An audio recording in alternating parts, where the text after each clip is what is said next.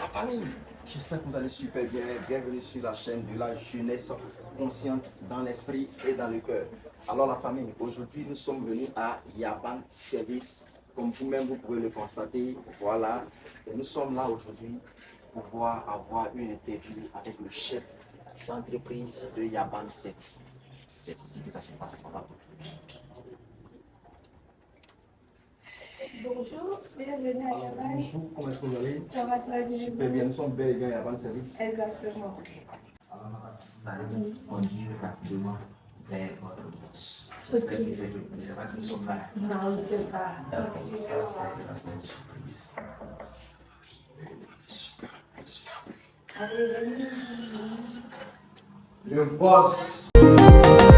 Yaban Service SARL est une entreprise au service de professionnels et de particuliers pour tout type de nettoyage industriel. Qualité et réactivité sont les maîtres mots de tous nos salariés. Yaban Service vous offre le nettoyage industriel et entretien de bureaux, restaurants, commerces, de maisons et résidences hôtelières, des appartements, des fins chantiers, des façades de bâtiments. Aussi, sous forme de contrat d'entretien, Yaban Service vous offre une intervention minutieuse et régulière en adéquation avec les besoins de vos domiciles et locaux commerciaux dans le nettoyage et l'entretien, la mise à disposition de personnel, chauffeurs, cuisiniers, cuisinières, nurses, gouvernantes, le nettoyage de tapis et fauteuils, moquettes sur place, l'entretien de piscine. Yaban Service vous accompagne dans la création et le confort de l'utilisation de votre piscine, l'entretien de climatiseurs et de jardin, les consommables bureautiques, les confections de tenues de travaux et maintenance, la formation et le recyclage, l'enduit, la peinture et la décoration, la dératisation, la désinsectisation, la désinfection Covid-19, traitement phytosanitaire. Yaban Service met à votre disposition la vente des produits d'entretien non agressifs et du matériel de nettoyage de qualité importé pour les professionnels. En outre, Yaban Service, par son expertise, vous confectionne tout type de tenues de travaux avec marquage, à savoir les blouses, les combinaisons, les complets de travail, les tenues de gardiennage, tenues de pompiste, polo, t-shirt. Aussi, les services papeterie et informatique de Yaban Service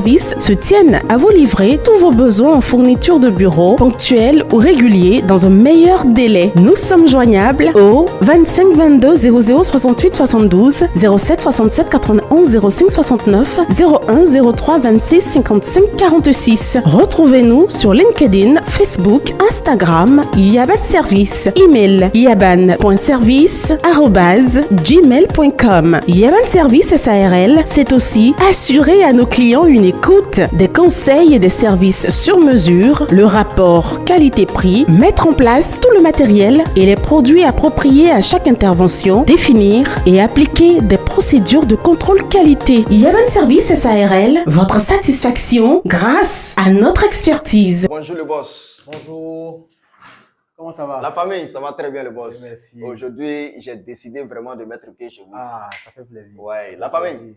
Nous sommes vraiment avec le boss de Yaban Service, Monsieur Yabré André. Alors, avec lui, on va essayer d'échanger un peu sur son parcours. Comment est-ce dans quelles conditions est-ce qu'il a vécu? C'est ça. Quelles sont les difficultés qu'il a traversées? Et qu'est-ce qui l'a aidé aujourd'hui à pouvoir mettre sur pied cette gigantesque entreprise que nous venons de voir?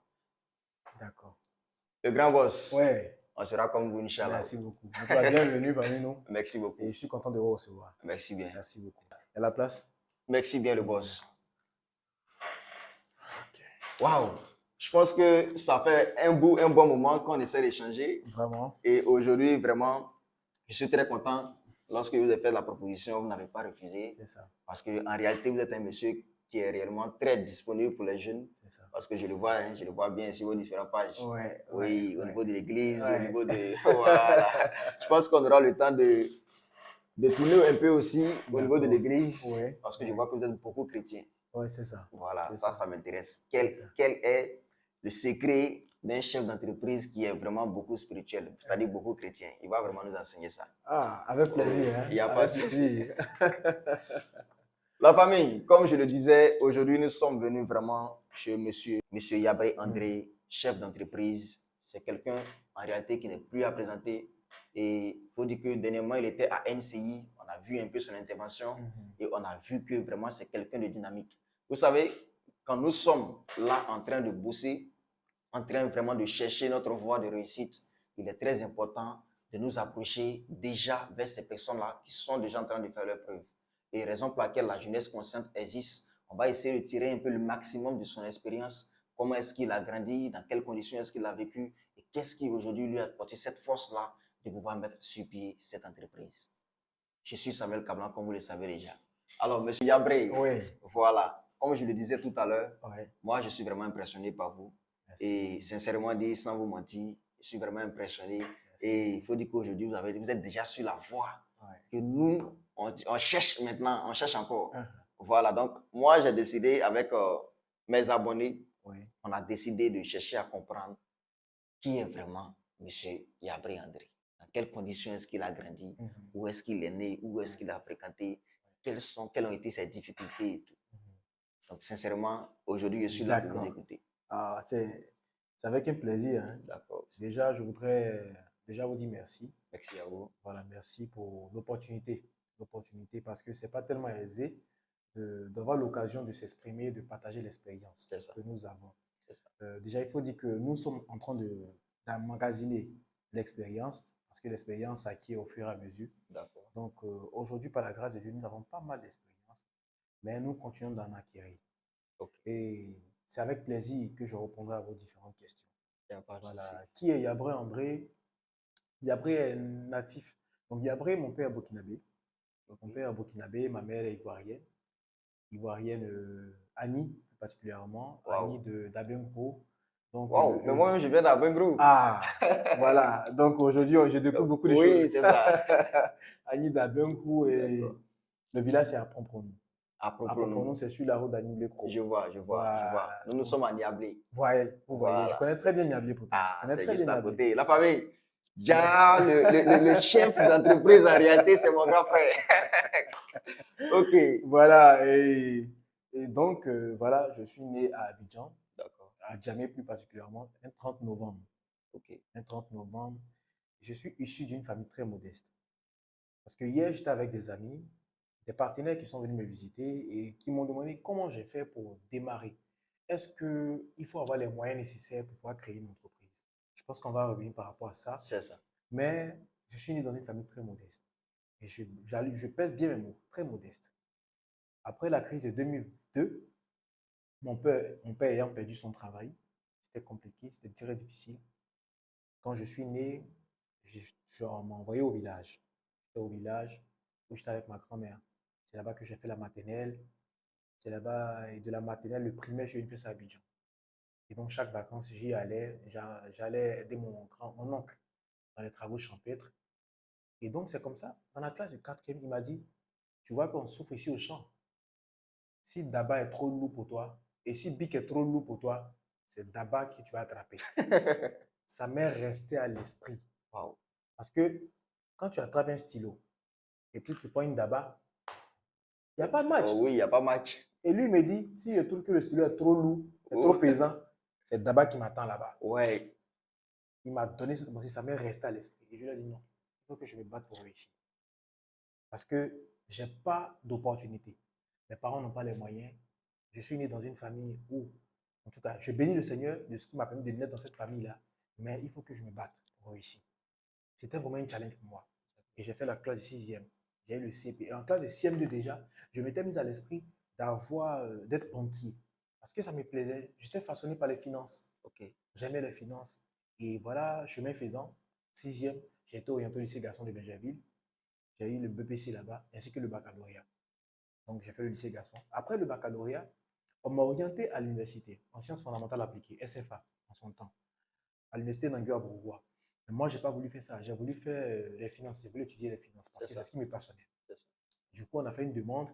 Et par la grâce de Dieu, HEC, en face de l'école de gendarmerie, mon père a dit, bon, d'accord, on va faire une demande de réaffectation, espérant que ça marche. C'est comme ça qu'on a fait une demande de réaffectation et ça a marché. Quand ça a marché, je me suis retrouvé à HEC où j'ai fait la finance, première année, deuxième année, troisième année, et j'ai passé le BTS. Quand j'ai eu le BTS en comptabilité, j'ai poursuivi, j'ai fait la licence. J'ai fait licence option finance, banque assurance. Et j'ai eu la licence par la grâce de Dieu. Donc, quand j'ai eu la licence, mais déjà au BTS, quand j'ai eu le BTS, j'ai postulé et je me suis retrouvé au service comptabilité de la mairie de Benjerville. Voilà, en tant qu'assistant comptable. là-bas, stagiaire, on va dire, stagiaire Oh, comptable, oui. où j'ai aidé M. Mobio, qui est toujours le comptable actuel. Donc, Ok. vous pouvez vérifier. Ceux qui doutent, ils peuvent C'est aller ça, vérifier. c'est Il ça. s'appelle M. Mobio. Monsieur Voilà, Mobio. M. Mobio, le comptable actuel de D'accord. la mairie de Béjaville. Donc, c'est avec lui à ses côtés que j'ai fait la formation. Il m'a coaché. Et après, voilà, chemin faisant, je me suis orienté ailleurs. J'ai postulé dans une entreprise de nettoyage. C'était un grand frère qui bosse dans la banque. Il m'a dit, il a une de ses amies qui a son entreprise, qui cherche quelqu'un pour travailler avec elle. Mais je sais que tu n'as pas fait le volet commercial, mais quand je regarde ton profil, je pense que comme tu es quelqu'un, tu bouges, tu peux t'adapter, c'est sûr que tu pourras t'en sortir. J'ai dit, il n'y a pas de problème, avec plaisir. C'est un nouveau challenge, c'est un nouveau défi. C'est ça. Il faut que je me lance. Je suis venu voir mes parents. J'ai dit à mes parents que j'ai eu un travail là, mais la dame peut me payer. Je vais aller faire l'entretien. Donc je vais lui faire un retour. Que la dame peut me payer 60 000 francs. 60 000 francs. 60 000 francs. Ok. J'ai fait le retour. Papa a dit non, mais c'est pas possible. Et ça Avec, c'était en quelle année? c'était en 2017. 2017. 2017. Ok. Ouais. 2017, c'est ça. 2017. C'est bien ça, 2017. Et mon père a dit, mais attends, tu vas passer le BTS, tu as un diplôme, tu as BTS, et puis c'est 60 000 francs comme salaire. Je dis, mais c'est une occasion pour moi, c'est une aubaine d'apprendre. C'est ça. Donc, je vais saisir l'opportunité. Je ne vais pas forcément regarder l'argent. Et je vais ouvrir une parenthèse. C'est vrai qu'on va revenir par rapport au conseil. C'est ça. Aujourd'hui, les jeunes veulent tout cuire. Non, ça ne marche pas comme ça. Ça ne marche pas comme ça. Quand on parle, puisqu'on parle de jeunesse consciente, C'est ça. donc je pense que le thème est vraiment euh, très bien initiateur. D'accord. J'ai démarré comme ça. J'ai dit à mon père, je vais apprendre. C'est Je ça. ne cherche pas d'abord l'argent. Je vais apprendre. Et j'ai perçu le salaire de 60 000 francs pendant 2 ans. 2 ans. 2 ans. Mais dans cette même période, j'ai quitté mes parents. J'ai voulu pas mon indépendance. C'est-à-dire quand j'ai eu le BTS. Avec 60 000 francs. Avec 60 000 francs.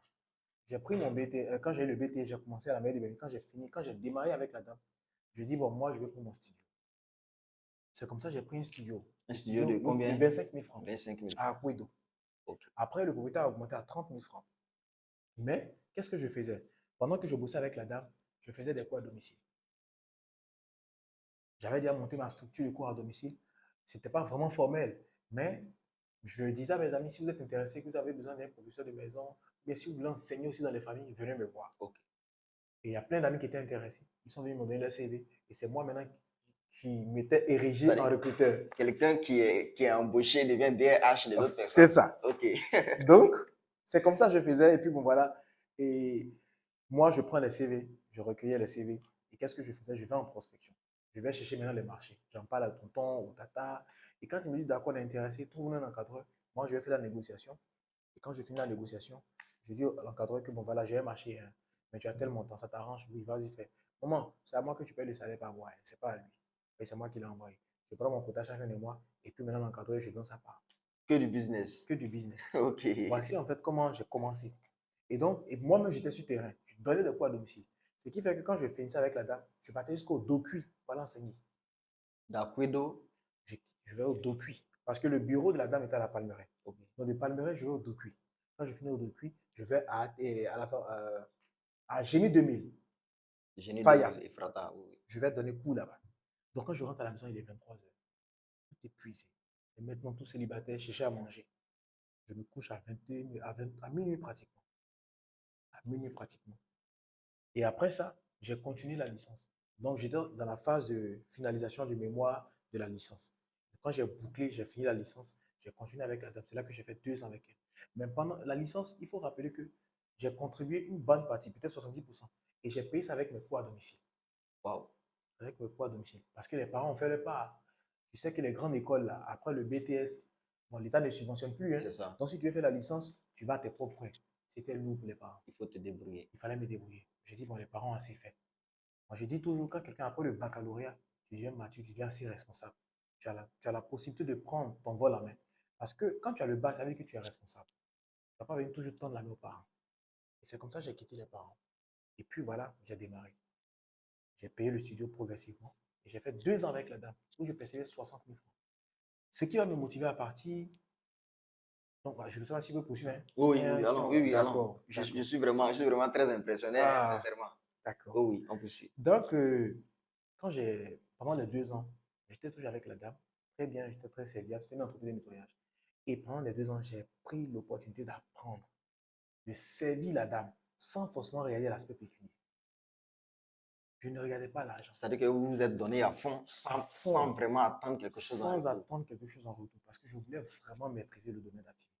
Je voulais apprendre. Ça me passionnait. C'est-à-dire aller relever les défis, aller rencontrer, aller challenger, décrocher les marchés. C'est quelque chose qui me passionnait énormément.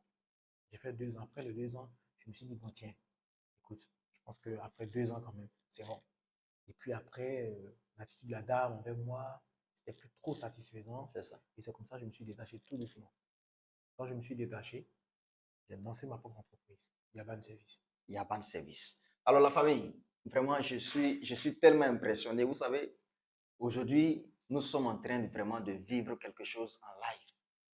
Vous ne pouvez pas comprendre. J'ai la chair de poule parce que ce monsieur que voici est en train de vraiment réaliser un rêve très grand que moi, vraiment, je suis en train de poursuivre. Et lui, là, il est déjà en train de vivre cela. Et moi, ce que je veux comprendre, Ouais. est-ce que, avant de lancer votre entreprise Yaban Service, est-ce que vous avez suivi une formation quelque part? Et si vous avez suivi une formation, comment est-ce que la formation vous a servi à pouvoir lancer votre entreprise? D'accord, d'accord. En termes de formation, je dirais que c'est la formation basique, c'est-à-dire la formation théorique que j'ai appris à l'école. La finance, par exemple. En finance, on parle de gestion d'entreprise. Comment gérer une entreprise. Donc, on va dire peut-être c'était rattaché à la filière que j'étudiais. Sinon, suivre peut-être une formation sur l'entrepreneuriat, proprement dit, non. Ok. Non. Il n'y a pas eu de formation comme maintenant on a l'habitude de le voir. Il y a des leaders ou bien il y a des formateurs qui organisent des formations d'entrepreneuriat où on va payer pour aller suivre et tout. Même pas. Même pas. C'est chemin faisant, mais je lisais beaucoup. Je lis beaucoup. Je lis beaucoup de livres sur le développement personnel, sur l'entrepreneuriat, Ok. sur le leadership, sur la gestion d'entreprise, sur le management. Donc, je lis beaucoup. Je suis passionné de la lecture. Waouh. Passionné. Ouais, Passionné. très souvent, je me pose la question de savoir comment on peut être passionné de la lecture. C'est-à-dire, La connaissance, en fait, se trouve dans la lecture. Parce que même si vous faites une formation et que vous avez un formateur, ce que le formateur vient vous rendre, on ne peut que donner ce qu'on a reçu. c'est ça. Il a bien sûr appris quelque part. Ok. Vous voyez? Et c'est où on les apprend? C'est bien sûr dans les livres, dans les bouquins. Cherchez à découvrir. Or, plus vous faites connaissance avec les livres, vous vous appropriez les livres, les bouquins, vous emmagasinez de la connaissance. C'est ça. Vous voyez? Wow. Parce qu'il a été démontré que quand on lit, le subconscient enregistre 70%. Et là, pendant que nous sommes en train d'expliquer, en train d'échanger, c'est-à-dire les phrases que je suis en train de concevoir n'étaient pas déjà prédéfinies. C'est ça. Vous voyez? Donc, c'est le subconscient. Et donc, plus on s'approprie les livres, on lit beaucoup, ça développe notre subconscient. Ce qui fait que vous aurez une aisance facile d'expression, vous pourrez aisément parler parce que, voilà, le subconscient est hautement développé. C'est pour ça que nous encourageons la lecture aux différents leaders surtout. Pour celui qui veut réussir, qui veut aller loin, parce qu'on peut vous donner une formation théorique, mais plus vous vous appropriez les livres, vous lisez, vous les relisez, ça mûrit quelque chose en vous et qui dépend un dépôt. Un dépôt. Monsieur Yabré, Oui. vraiment, je suis très impressionné. Hein? Mais je connais un peu la zone, la région d'Abango. Oui. Je sais que Apopronou, c'est ça, non? Oui, à propos. Apopronou, ce n'est pas un village Mhm. vraiment qui est, on va dire, non, il y a des cadres, il y a des hauts cadres. En tout cas, c'est un village. Oui. Et aujourd'hui, étant dans ce village, d'où vous êtes venu cette motivation de vous lancer dans l'entrepreneuriat? D'accord. Qu'est-ce que vous avez vu avant de vous lancer, en fait? D'accord. Ce que j'ai vu, comme je le disais, en fait, je suis passionné par les finances. Au départ, j'ai voulu étudier la finance, être banquier. Mais il y a ce qu'on souhaite avoir et puis il y a ce qu'on découvre sur le terrain. Et après, il y a notre passion qu'on découvre nous-mêmes. Si j'avais su que j'étais fait pour être un manager, je ne me serais même pas peut-être orienté en finance. Peut-être que j'aurais fait marketing, management depuis très longtemps. Comme ça, j'aurais déjà eu les acquis nécessaires déjà pour cantonner encore plus. Peut-être que je ne serais même pas à ce niveau. Vous voyez? C'est ça. Donc, l'idée de démarrer l'entreprise a été une conviction personnelle. Une conviction personnelle parce que je suis parti du constat du fait que je vois plusieurs aînés qui travaillent, pour certains même qui ont le doctorat, mais qui travaillent, mais qui ne sont pas prospères. Moi, je veux devenir prospère. Je veux être milliardaire. Je veux que ce pays parle de moi. Wow. Oui. Et même au-delà même des frontières. Et ça, ne serait pas étonné dans quelques années parce que ça c'est en train de venir. Et je me suis dit, pour prospérer, pour être influent, il n'y a pas autre chose que de faire des affaires. Parce que la plupart, je ne sais pas pour dénigrer, mais la plupart des salaires sont déjà définis. Bon, dites-moi, un professeur, ce n'est pas pour dénigrer, Oui, je oui, ne c'est ça. dénigre pas. Oui, oui, c'est Mais ça. un professeur, s'il veut épargner son salaire, même à supposer qu'il a 15 ans de service, dites-moi, même s'il épargne les 15 ans de salaire de service, il pourra être milliardaire? Je ne crois pas. Jamais. Je ne crois pas. Alors, celui qui devient prospère, c'est dans les affaires. C'est dans les affaires. Si tu veux réussir, tu veux prospère, en tout cas avoir beaucoup d'argent, c'est dans les affaires. Après, il faut avoir la vocation, il y a d'autres choses qui se greffent à ça. Mais il faut retenir que si tu veux devenir prospère, c'est dans les affaires qu'on devient prospère. Wow. Il y a beaucoup de risques, mais c'est dans les affaires. Il y a Et beaucoup moi, de j'ai risques. choisi de risquer. J'ai choisi d'assumer les risques. Waouh. Voilà. Il y a beaucoup de risques, la famille. Ce qui veut dire qu'on ne se lève pas comme ça pour réussir. Non, Comme on a l'habitude de le dire, on ne réussit pas qui veut, c'est ça. mais qui peut. Qui peut. Et j'ai bien envie de savoir quels ont été vraiment les challenges de votre parcours. D'accord. OK. Déjà, quand on a lancé Yaban Service, on a rencontré pas mal de difficultés. Vous voyez, les gens avec qui vous travaillez ne seront pas forcément tous loyaux, hein.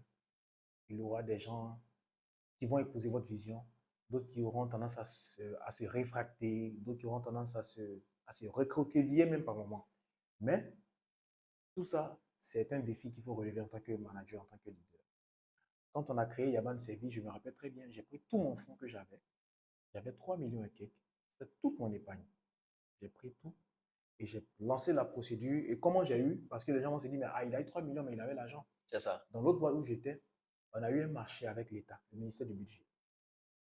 Et le marché qu'on a eu, puisque c'est moi qui ai fait la mise en relation entre le prestataire et le fournisseur. Donc moi, j'étais l'intermédiaire. Ma patronne ne connaissait pas le fournisseur. C'est moi qui l'ai mise en relation avec le fournisseur. Et donc, j'ai dit au fournisseur, je t'envoie un marché, un gros marché, mais souviens-toi de moi. Donc, sur chaque article, essaie de mettre quelque chose pour moi. Et c'est comme ça qu'on a fait. C'était un marché, je pense, de plus de 80 millions.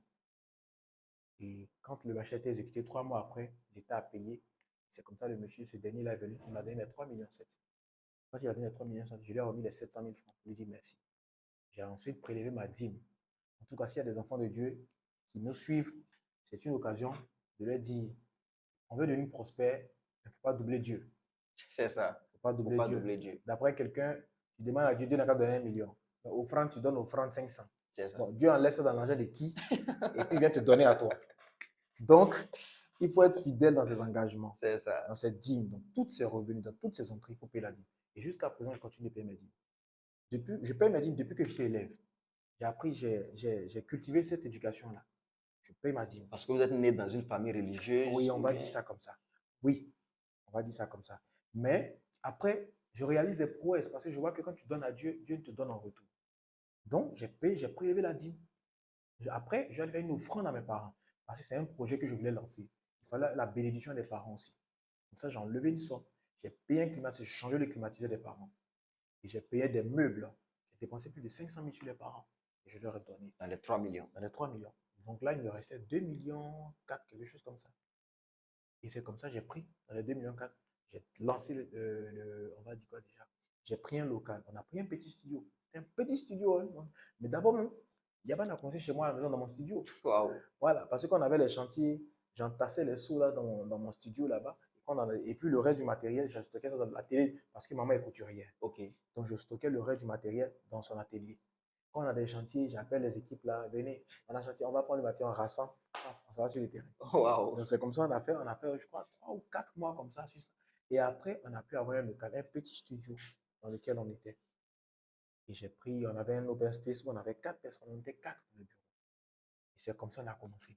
Si je vous montre les photos de Yaban, dans le début, vous allez rire. Waouh. Mais il y a un début à toute chose. C'est ça. Il y a un début à toute chose. Et c'est comme ça, progressivement, on a évolué. On a eu des difficultés parce qu'après, l'argent est fini.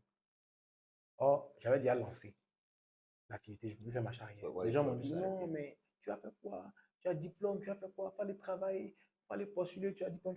Quelle histoire d'entreprise même? Ça peut attendre, pas attendre quand tu as 40 ans. J'ai dit, d'accord. J'ai bouché mes oreilles. Moi, je ne sais pas si c'est une force, ou c'est une qualité, ou c'est un défaut, mais quand je suis focus sur quelque chose là, même pas mon papa, quelque chose ce que mon papa dit, il ne pourra pas me faire changer d'avis. Et je pense que c'est aussi ça aussi un entrepreneur.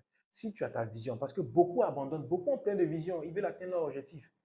Mais après, la vision met en cours de chemin à cause des aléas, des réalités de la vie, de l'entourage. Non, est-ce que ça va prendre? Ça va pas prendre, on va travailler. Et beaucoup abandonnent leur projet. Beaucoup abandonnent pour aller Beaucoup abandonnent postuler. pour aller postuler. Est-ce que c'est la solution? Ce n'est pas forcément la solution. Si tu as reçu quelque chose, si Dieu t'a mis un rêve, que tu crois, écris-le comme un trésor. Et puis fonce. Quel que soit le temps, ça va forcément prendre. Ça va forcément prendre. On a eu des difficultés.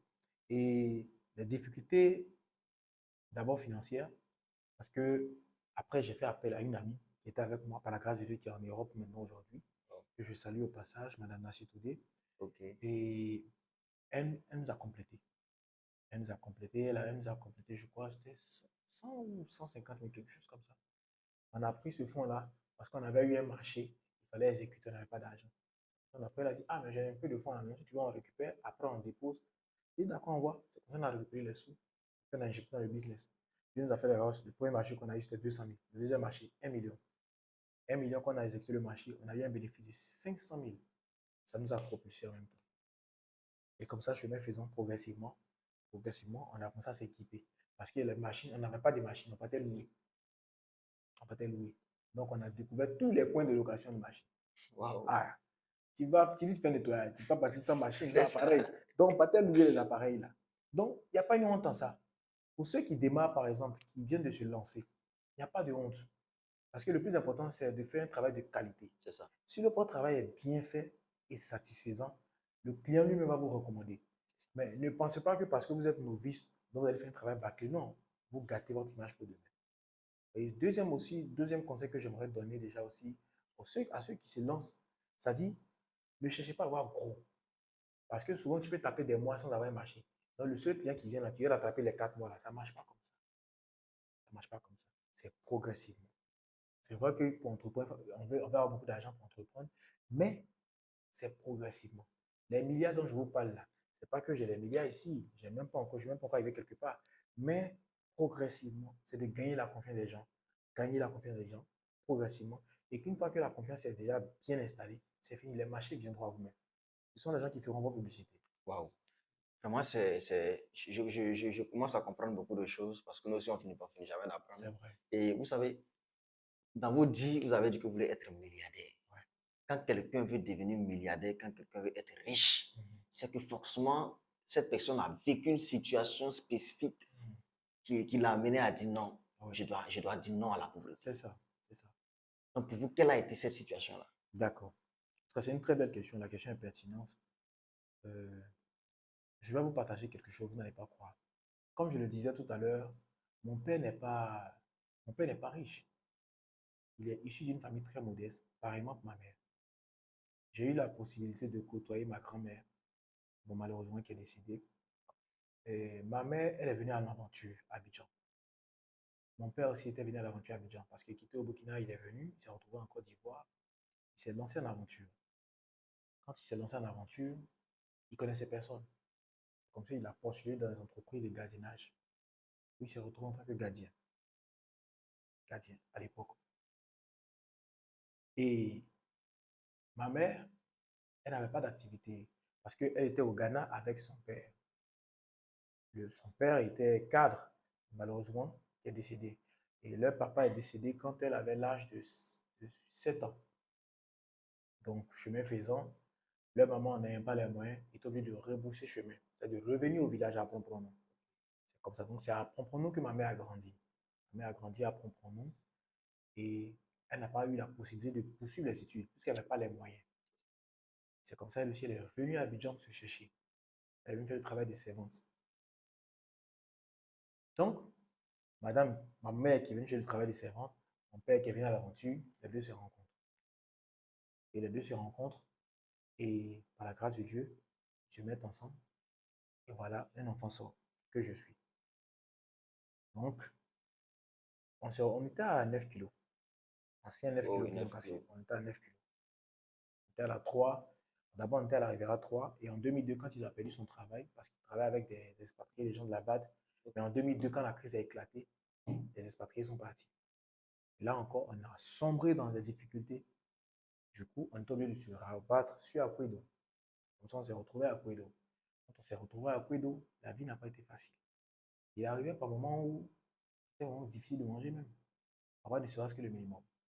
Je voyais mon père souvent se battre, sortir très tôt le matin pour aller grouiller en haut de l'argent. Voilà le minimum. Il va jusqu'à toute la journée. Quand il revient le soir, il dit, j'ai eu 1000 francs, prenez. Dans sa ma mère prépare. Mais moi, je voyais ça et ça me faisait quelque chose. Sincèrement, ça me faisait quelque chose. J'ai dit, non, mais ça ne peut pas continuer comme ça. Et par moments, je voyais ma maman, je partais m'asseoir à la télé de couture là, je la vois en train de travailler. Du matin, elle assise jusqu'au soir, souvent 20 heures. Je vois que c'était pénible pour elle. Je dis, mais tu n'es pas fatiguée. Elle dit, non, mais je dois faire ça pour qu'on puisse s'occuper de vous. Tout ça, je voyais. Depuis la classe de CM1, je voyais les réalités. Je voyais les réalités de mes parents. Je voyais les difficultés. Je ne sais pas pourquoi Dieu m'a fait la grâce. Et quand je parle même, j'ai des frissons même parce que je vois encore l'image dans mon esprit. Depuis la classe de primaire, je voyais les réalités de mes parents. C'était difficile pour mes parents. Et je m'étais résolu en moi-même. J'ai dit non, non, ça, il faut que ça change. Il faut que ça change. Il faut que je sorte ma famille de cette précarité, de cette instabilité-là. Ça ne peut pas continuer comme ça. Se retrouver à Kouedo, c'est difficile. Souvent, même pas là, à l'école, il n'y avait pas d'argent pour le transport. C'est là, j'ai eu l'entrée en sixième, j'ai été orienté au lycée Garçon de Benjaville. On me donnait 500 francs pour aller à l'école. Donc là, il fallait marcher d'Akouedo jusqu'à Faya, pour aller emprunter. Mais bon, si moi-même je ne suis pas conscient pour voir toutes ces réalités-là, qui va venir m'interpeller? Parce que moi-même, je vois la réalité en face. Et quand on se retrouve à l'école, d'autres qu'on vient déposer en voiture, voilà. Et moi, toujours me trouvais distant. Je dis non, moi, je sais d'où je viens. Viens vous déposer en voiture. Si ça n'a pas marché, votre papa va vous trouver quelque part dans la société là-bas. Mais moi, je dois me battre, je dois bosser. Donc, je connaissais toujours ma place, là où je partais. Et c'est vraiment ce caractère-là qui m'est resté de manière indélébile dans mon esprit. Et je me suis dit, il faut que moi, je réussisse pour sortir ma famille de cette pauvreté-là. Je refuse, je refuse. Parce que la pauvreté, c'est une malédiction. C'est une malédiction. Wow. Oui, sincèrement. Parce que quand tu es pauvre, tu es obligé de subir. Tu n'as pas de pouvoir, tu n'as pas d'autorité. Tu ne peux pas t'affirmer. Qu'est-ce que tu vas dire? Tu n'as rien. Même à l'église, c'est vrai que c'est une parenthèse, mais même à l'église, quand tu n'as rien là, on voit comment on traite les gens qui ont un peu de la moyenne à l'église. C'est déplorable, mais c'est ça, c'est la réalité qui est là. C'est la réalité. Et moi, je me dis, il faut que moi je réussisse, il faut que je sois milliardaire. Il faut que moi je sois milliardaire. Non pas pour me venger, mais pour sortir d'abord ma famille de là. Et puis pour aider ceux qui sont dans ces difficultés-là. Parce que tout le monde, malheureusement, n'est pas appelé à être milliardaire. Et tout le monde ne veut pas aussi oser prendre le risque. Mais Dieu va nous faire grâce pour qu'on soit milliardaire, pour aider aussi les autres. Non pas pour s'enorgueillir, loin de là. Parce que si je m'enorgueillis, c'est que je n'ai rien compris de la vie. Je sais d'où je viens. Donc, même si demain Dieu m'en donne, je ne peux pas venir m'enorgueillir pour dire non, mais voici, je sais d'où je viens. Du coup, ça m'interpelle et ça m'emmène à me ressaisir et puis à rester droit. C'est pourquoi j'aime dire à mes collaborateurs, j'aime pas qu'ils m'appellent boss. Il dit appelle-moi par mon prénom. Parce que ça me dérange, j'aime pas les titres, les honneurs, j'aime pas. Je sais d'où je viens. Pourtant, nous, on n'a rien qu'on nous appelle boss. Nous, waouh. Sincèrement dit, j'ai même des frissons. Et il faut dire que je sais même pas ce que je veux dire, sincèrement, parce que l'histoire est tellement profonde. Voir ses parents souffrir et prendre une décision de pouvoir vraiment changer cette situation. Et je vous connais en tant qu'un chrétien. Oui, on va essayer de survoler dans ce domaine-là, en tant qu'un chrétien. Et aujourd'hui, on voit une jeunesse qui est agitée, une jeunesse qui est motivée à pouvoir vivre la vie comme on le dit. Mais je vous connais, je vous vois, vous êtes mariés, casés. Et souvent, je m'assois, je dis, mais attends. Bon, en réalité, c'est un monsieur, mais bon, il est jeune. Bon, j'ai l'impression que vous ne vivez pas la jeunesse. Pourtant, vous gagnez beaucoup d'argent. Oui. Je reçois. L'argent n'est pas encore venu, mais je reçois. Je prends comme ça. C'est ça. Déjà, au niveau de la vie de l'église, tu sais, moi, c'est vrai que c'est une partie sombre de ma vie. J'aime pas en parler, mais on peut ce que vous en parlez. Je veux savoir réellement quels sont vos principes. Voilà. Tu sais, j'étais très conscient de la réalité de mes parents. Arrivé en classe de 4e, j'ai dérapé. Parce que je me suis mis dans des groupes d'amis, dans des clans d'amis. Tu vois, la classe de 4e, c'est là de l'adolescence où on veut s'affirmer et qu'on soit. Donc, je marchais avec des amis, mais qui n'avaient pas une bonne mentalité. On s'est lancé des défis. Va draguer telle fille. Va draguer telle fille. Donc, j'ai fait ça aussi. Waouh. Vous avez vite stoppé. J'ai fait ça aussi. Ok. 4e, 3e, seconde, première, terminale. Et il a fallu que je choue au bac. J'ai échoué au bac. Quand j'ai échoué au bac, tous mes amis sont partis. Ceux avec qui je faisais payer là, ils sont partis. Et tous sont partis. Là, maintenant, j'avais honte parce qu'il fallait reprendre la terminale, porter kaki. En tant d'autres portaient costume pour aller à l'université. Et c'est là le Seigneur me parlait. Je priais et je disais, mais c'est pas que je suis nul, parce qu'à l'examen, ceux que j'ai eu à aider autour de moi, ils ont eu le baccalauréat. Donc, je me suis remise en question. Je dis, mais attends, qu'est-ce qui a fait que je n'ai pas eu le bac? Et il y a une voix qui me dit clairement, si tu continues la vie que tu mènes là, tu vas échouer encore l'année prochaine. Donc, j'ai compris que mon échec n'était pas simple. C'est Dieu lui-même qui avait permis. Parce que souvent, en tant qu'enfant de Dieu, notre destin est déjà tracé entre les mains de Dieu. Et quand on obéit à Dieu, Dieu nous accompagne dans sa volonté. Mais dès l'instant où on n'obéit pas à la volonté de Dieu, Dieu a plusieurs manières de réprimander. C'est-à-dire qu'il peut nous contraindre à s'aligner à sa volonté. Si le Seigneur, par son canal, il souhaite qu'il dise, par exemple, que en te faisant échouer, j'ai envie de te contraindre à t'aligner à ma volonté, Dieu va le faire. Et c'est ce que Dieu a fait avec moi. Il m'a contraint à s'aligner à sa volonté. Et c'est à partir de là que je me suis référé. Parce que je ne voulais pas me faire baptiser. Je disais non, je vais attendre quand je serai prêt. Mais intérieurement, je savais que je ne voulais pas. Parce que je ne voulais pas me détacher de cette ancienne vie-là. La vie de sexe, la vie de dépravation que je menais. Parce que là-bas, j'ai eu à coucher avec plusieurs filles. Je sortais même avec des filles, plus de 2 filles. Dans la même classe, 3 filles. Non. Aujourd'hui, ceux qui m'ont côtoyé, quand ils me voient, André, l'homme change vraiment. Ouais. C'est que ouais, Dieu existe. Quand plusieurs me voient aujourd'hui, entrepreneur, cadre, marié. Non. Si on m'avait dit ça, que tu allais dire comme ça, elle n'est pas croire. Ouais. Parce que j'ai eu un passé très salissant. C'est pour ça que je n'aime pas trop en parler. Mais je me dis, il ne faut pas montrer seulement la bonne facette. Il faut tout dire aux gens. Il faut être vrai avec les gens. Voilà. Aujourd'hui, on est ce qu'on est par la grâce de Dieu. On a eu un passé. On a eu un passé. C'est quoi? Moi, quand je vois quelqu'un qui est dans la débauche, je ne vais pas l'en vouloir parce que moi, je viens de là-bas. Donc, en fonction de l'expérience, j'essaie de les ôter pour dire non. C'est pour ça, à faire de Dieu, là, j'ai chargé. Parce que l'une de mes forces, c'est le fait que je sois davantage impliqué dans l'œuvre de Dieu. Parce que je me connais. Je me dis, le diable, la nature a horreur du vide. Si tu ne t'occupes pas à faire quelque chose, le diable viendra occuper cet espace-là à autre chose. C'est pourquoi tout ce qui concerne l'œuvre de Dieu, je m'implique. Et c'est là que j'ai décidé de me faire baptiser après la reprise de la classe de terminale. Je me suis fait baptiser. Quand je me suis fait baptiser, en 2014, je me suis engagé à fond avec le Seigneur. Et c'est là, je suis entré dans un département de l'église où j'enseigne les enfants à l'école dimanche. Donc, je suis moniteur. En plus d'être moniteur, ça fait 10 ans maintenant que je suis moniteur, que j'enseigne les enfants à l'église, que je les encadre, jusqu'à de la classe de 3 ans, pardon, jusqu'à 18 ans. À 18 ans, c'est là qu'ils rentrent au temps. Et donc, progressivement, j'ai milité dans plusieurs départements de l'église, plusieurs commissions, sous-commissions de l'église. Et aujourd'hui, depuis l'année dernière, par la grâce de Dieu, je suis le président des jeunes de l'église. Waouh, félicitations. Voilà. Merci beaucoup.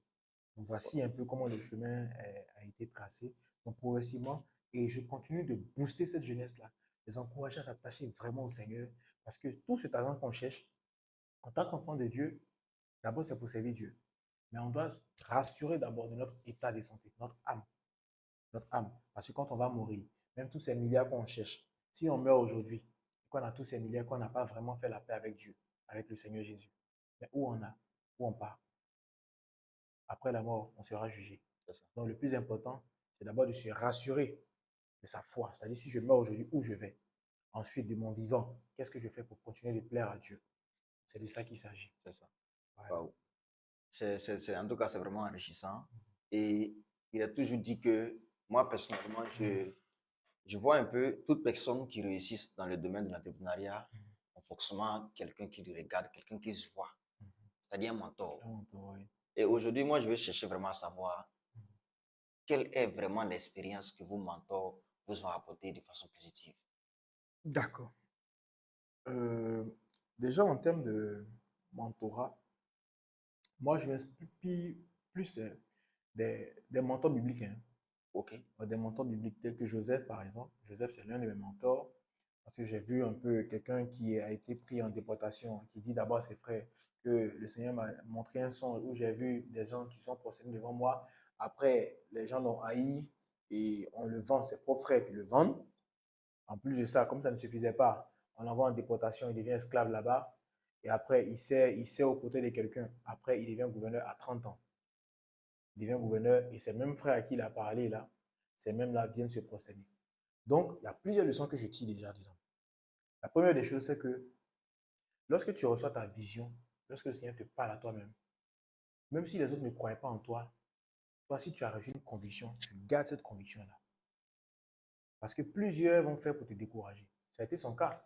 Tu veux dire quoi que nous, on va se positionner devant toi? Ce n'est pas possible. Et pourtant, il a cru. Il a cru. Et deuxième chose, tes ennemis ne sont jamais loin. Ils sont autour de toi. Souvent, même c'est les parents, souvent c'est des collaborateurs, des gens de ton environnement immédiat, des proches. L'ennemi n'est jamais loin. Il est toujours dans ta zone. C'est pour ça qu'il faut que je fasse très attention parce que plusieurs rient avec moi, mais je ne sais pas réellement qui est mon ennemi. Et peut-être que la plupart, on dit l'hypocrite, il faut remarquer, la plupart de ceux qui rient beaucoup sont très hypocrites. Parce qu'ils cachent leur hypocrisie derrière leur souris. Il te sourit, mais tu ne sais pas s'il est vraiment hypocrite. Pourtant, en réalité, il est. Donc, il y a ça. Et autre chose aussi, il aura des difficultés. Il aura toujours des difficultés, des obstacles. Mais malgré tout ça, si on a reçu une conviction personnelle de départ, il faut se référer à celui qui nous a donné la conviction. Donc Dieu. Donc Dieu. Maintenant, à côté de la Bible, j'ai des mentors, j'ai les grands frères que j'ai vus, par exemple, qui ont démarré l'entrepreneuriat, qui m'inspiraient vraiment.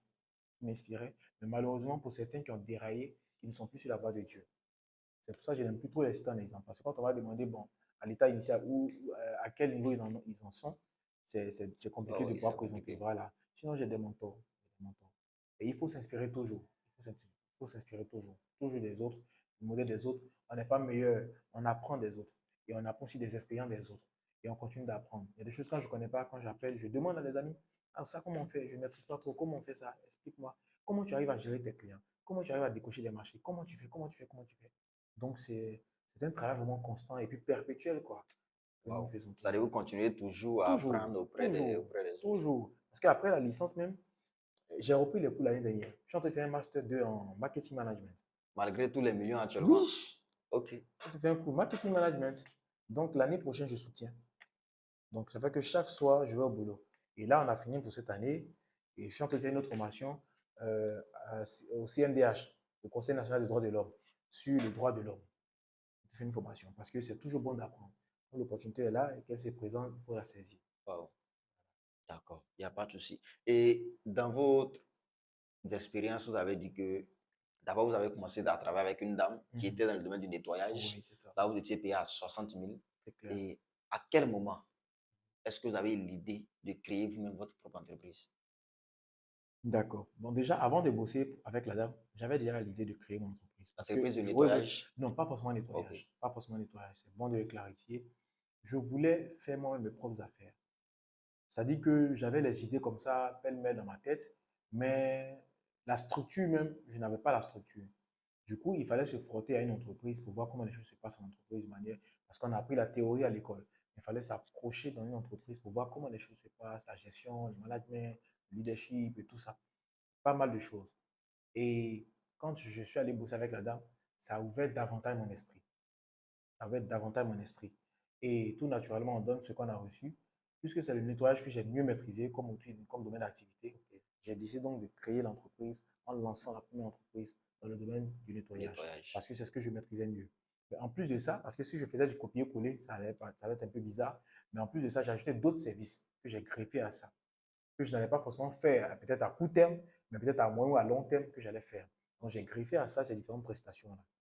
Tu vois? Oh oui. Et puis, dans la faisabilité, on mettait l'accent plus sur le nettoyage, dératisation, nettoyage, dératisation. Mais chemin faisant, on a commencé à faire la promotion des autres prestations. Et c'est comme ça, par la grâce de Dieu, par moment, on a démarché ça et là. Et donc, comment l'idée est venue de créer la deuxième entreprise, Bienutech, c'est parti du fait qu'on ait raté un gros marché de 100 millions dans le domaine du biomédical, où on devait équiper un centre de santé. C'était un appel d'offres. On a participé à l'appel d'offres. Malheureusement, on a tout déposé les documents où on était prêt, on a tout finalisé. Notre registre de commerce nous en a empêché. Parce que dans le registre de commerce, il n'y avait pas le volet biomédical. Donc, comme il n'y avait pas de volet biomédical, ça nous a éliminés. Donc, quand je suis quitté là, je dis non, il faut que ça cesse. Je suis allé créer l'entreprise biomédicale. Et là, il fallait prendre comme un médecin, comme associé, parce que bon, moi, je n'ai pas fait la médecine. Il faut quelqu'un qui est outillé, qui est dans le domaine. Comme ça, s'il y en a des commandes qui viennent, qui pourra tester, vérifier l'appareil, me donner son avis. Et puis, il fallait avoir un maintenancier aussi comme associé. Donc, tout ça, on a mené toute cette démarche-là. On a eu un grand frère qui est maîtrise, qui a plus de 25 ans d'expérience dans le domaine du biomédical. Et donc, c'est lui qui nous coach actuellement. Et c'est avec lui qu'on travaille. avec le contrat. C'est comme ça qu'on a lancé biomédical. Biomédical, on a pu avoir l'agrément au niveau de l'AIRP, l'autorisation de régularisation pharmaceutique de Côte d'Ivoire. Wow. Donc, on nous a délivré l'agrément. Donc, là, aujourd'hui, on est autorisé à vendre tout ce qui est équipement de centre de santé. Parce qu'il s'agit de la vie humaine. Il ne faut pas vendre les appareils et puis ça va tuer les gens. Oh, Donc, oui, c'est ça. c'est vraiment réglementé. Et donc, on a tous ces agréments-là. Ce qui fait que quand on a la commande, on les prend à l'extérieur, on les fait venir. Donc, vous fournissez actuellement tout ce qui est tout ce qui est équipement. équipement médical. Tout. Absolument tout. Tout ce que tu peux retrouver dans un centre de santé. Tout. Là, j'ai un catalogue. Je te donne une image. Ça, par exemple. Oh, oui. Tu vois, les appareils. Maintenant, je te montre. Voici les appareils. Ouais. Voilà. Tout ce qui est appareil de santé. Donc, tout ce que tu peux retrouver dans un centre de santé. Tout. Wow. Tout. Tout. Le système de radiologie dentaire. Voilà. Donc, voilà, un peu de tout. Tout. Wow. Absolument tout. Absolument tout. Donc, c'est comme on le dit, l'échec n'est pas vraiment l'échec, mais ça nous amène à pouvoir apprendre. Donc, au travers de, je veux dire, l'échec du contrat des 100 millions, du marché des 100 millions, vous avez créé une autre idée d'entreprise. Et après ça, un an après, on a raté un marché de construction.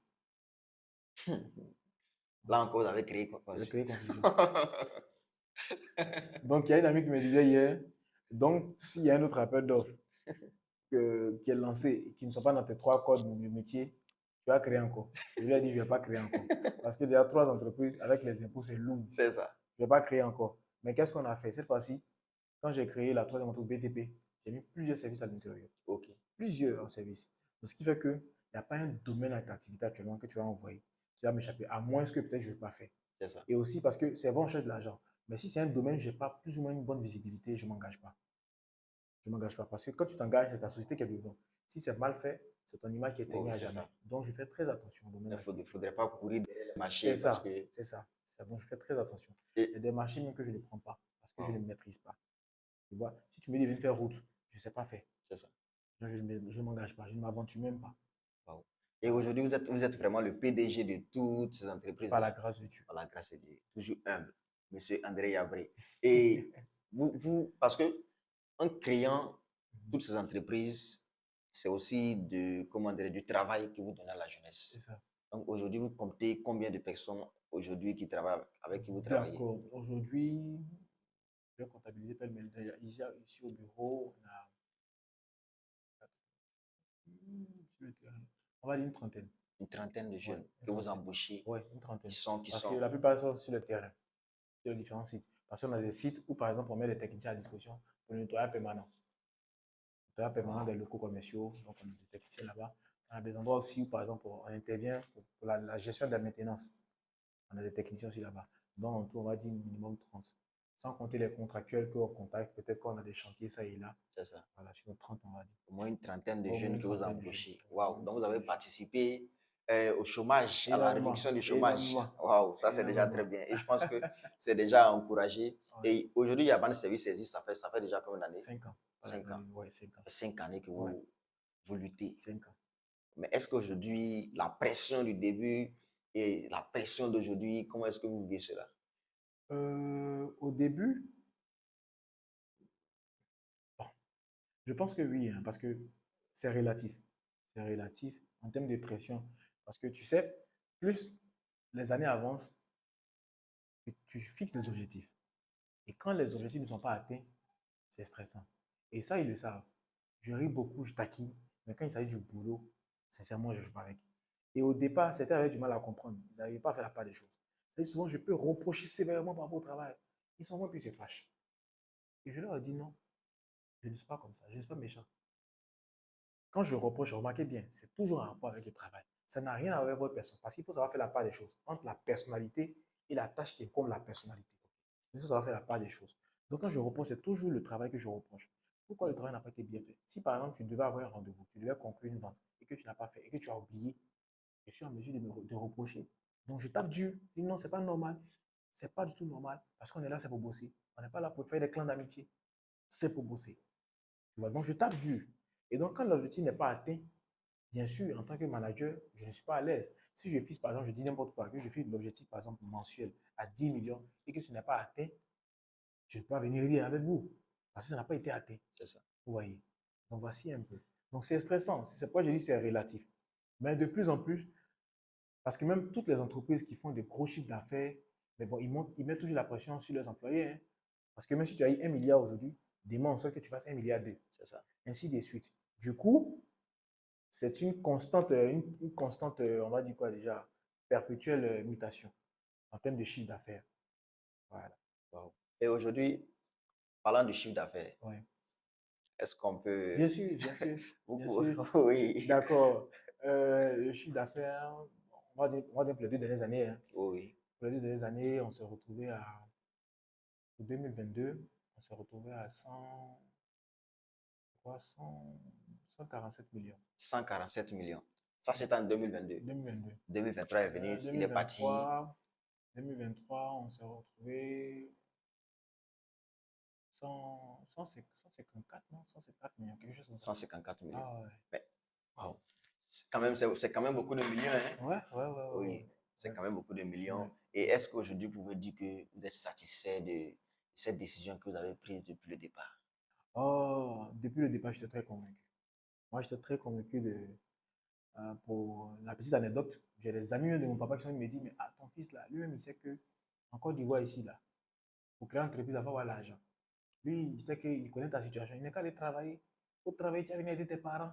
Il s'est dit, mais même si j'aimerais travailler ma licence là, ils ne vont pas me donner 2 millions de salaire. Moi, je vais travailler au point où je peux peut-être prendre, il peut me payer 2 millions par mois. C'est-à-dire, j'en ai 2 millions dans mon compte. Je me paye en tant qu'employé de la boîte d'abord 2 millions.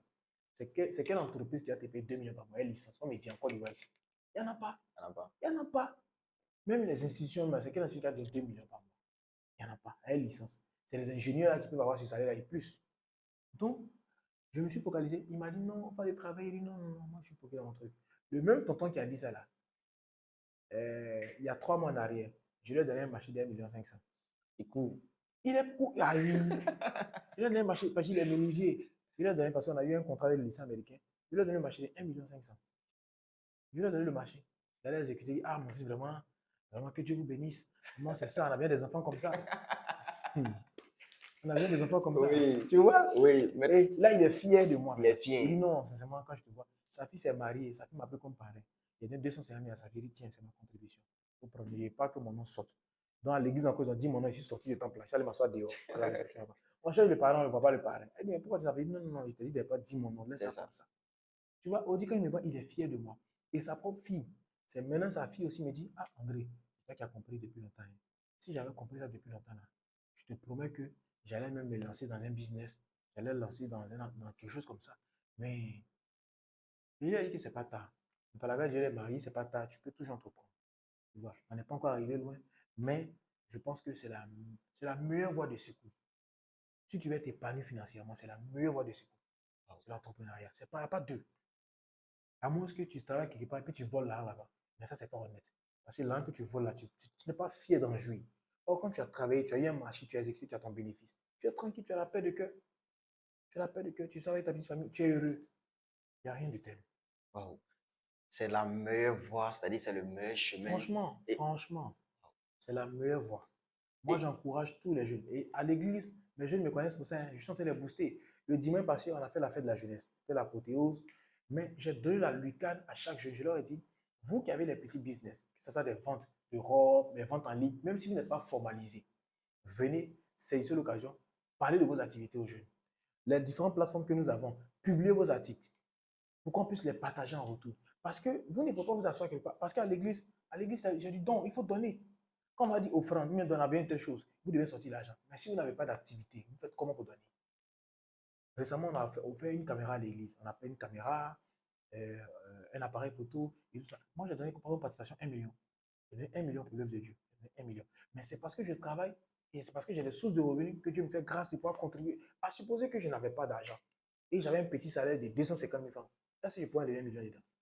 Avant d'enlever, j'allais calculer. Parce que 1 million, c'est peut-être des années ou bien des mois d'épargne. C'est ça. Je n'ai pas aller prendre ça un coup comme ça pour venir déposer. Ça va. Mais c'est que c'est que j'ai semé là. Dieu peut me donner un seul marché, je vais rattraper tout ce bénéfice là-bas. C'est ça.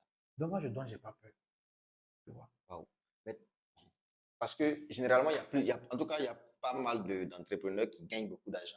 Et bon, d'autres sont chrétiens, d'autres aussi ne le sont pas.